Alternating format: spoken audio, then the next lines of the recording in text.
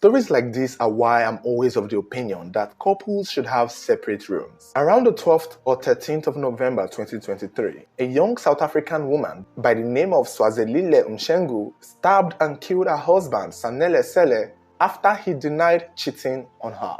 It's not that he cheated on her, but because he denied cheating on her. And this might seem like one of those stories we've heard before, but here is why I say this is why I think couples should have separate rooms as regards this story. So, Swazelile and Sanele were said to have been married earlier in 2023. It's not clear how long they had been dating, but somewhere along their relationship, they had a child together, and they might have gotten married before or after the child came into their lives. They seemed to live very happily. They were a very young couple. Swazelile was said to be in her 20s, and it's not clear how old her husband was, but you could tell they were both young, which kind of makes this story all the more tragic given how young they were. Now, according to the incident, it was said that days before this tragic incident, they were having issues in their marriage, their relationship, and somewhere along the line within the week, they had a very big fight where Swazelile accused Sele of cheating on her. And this fight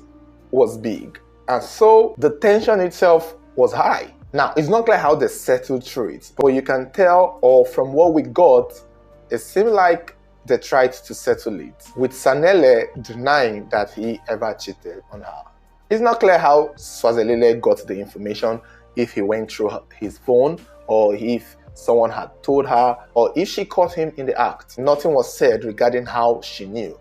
But one thing was for sure, Swazelile was certain that her husband is cheating on her with another woman. Now, on the said day of this tragic incident, sources also claimed they had a very big fight. In fact, it was almost as big as the initial one.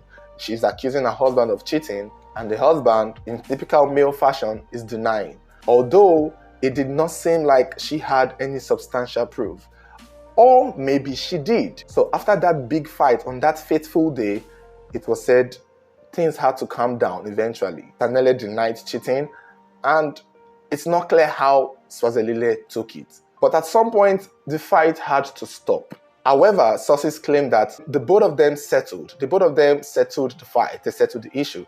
They came to a conclusion, and somehow, some way, it happens that she might have been convinced that he wasn't cheating. So it probably appeared that she accepted that he wasn't cheating. Or maybe not. But you know, usually in cases like this, once they mean peace, it most likely means the woman should just probably stop complaining of some sort. Because what happened next kind of proves that the fight wasn't over and that they didn't really settle it. At least not to the favor of one of them. And the sad part is, after they settled, they went to bed that night. And in typical couple fashion, they sleep in the same room. And just when this young man was enjoying his midnight rest, Swazelile woke up, went to the kitchen, picked out a knife, came back to the room, and stabbed her husband multiple times till he died.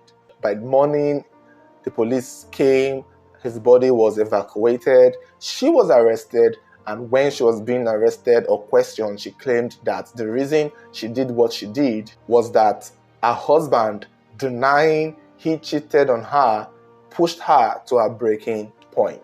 And that was why she decided to kill him. This story is not very detailed, but she was arrested and clearly she would face the court.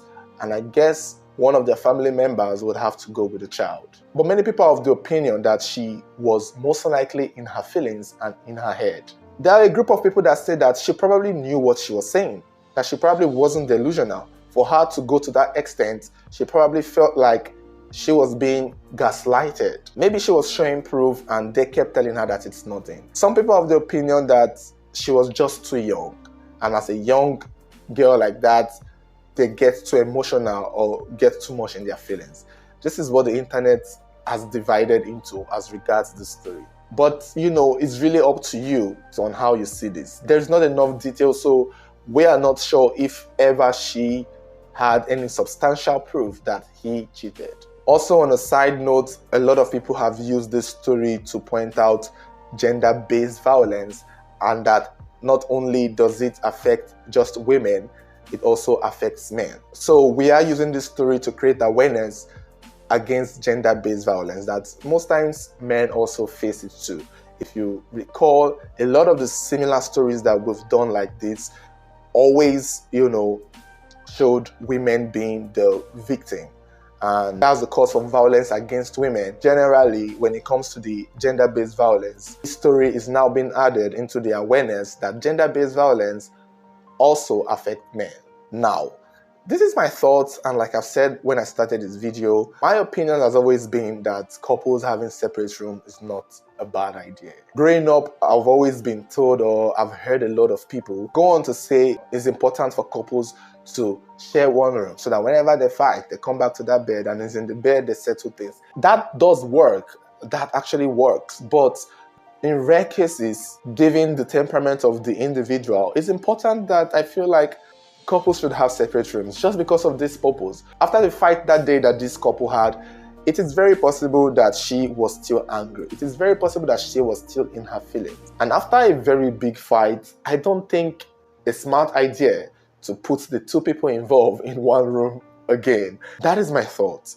And that is why I said sometimes it's good for couples to just have separate rooms, so that whenever there's a big fight like this, they go into their separate rooms, take their time out, or one leave the house and come back. But that would mean accusing someone of cheating. So it's important that they both have separate rooms so that they both can have space and time to think about their action. I feel like putting the two of them back in that same house, in that same room, would only raise anger, especially if the argument did not go in one of their favor, which, thinking about it, I don't think saying that they settled the issue is fair to Swazilile, who clearly still had grudges, who clearly wasn't done, who clearly still had some kind of resentment.